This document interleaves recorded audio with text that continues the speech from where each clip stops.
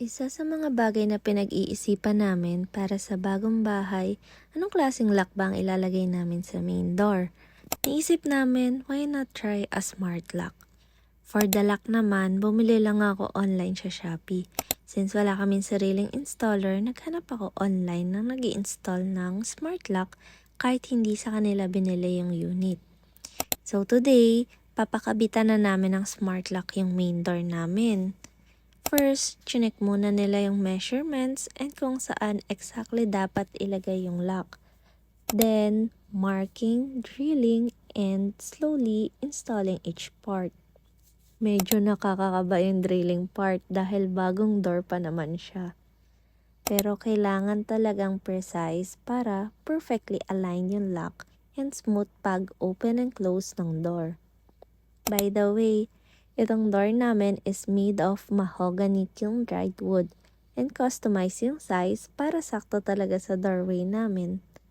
Importante rin sa amin na kiln-drying yung wood kasi kapag tag-ulan, may tendency daw na mag-expand or tumaba ang wooden doors dahil sa moisture. So, sakto talaga siya ngayon, especially dahil madalas ang ulan. This smart lock nga pala has several ways to unlock the door. Fingerprint, Face ID, palm, passcode, card, and may mechanical key din as backup. So kahit wala kang dalang traditional key, may different options ka para makapasok. Perfect din siya for us since this is our new home and we wanted something simple, convenient, and bagay sa modern look ng house.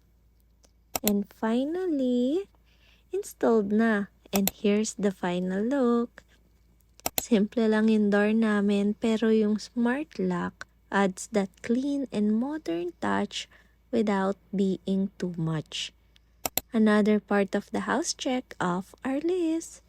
Unti-unti na talaga naming nakikita yung dream home namin coming together. Kung kayo, smart lock or traditional lock ang pipiliin nyo for your new house?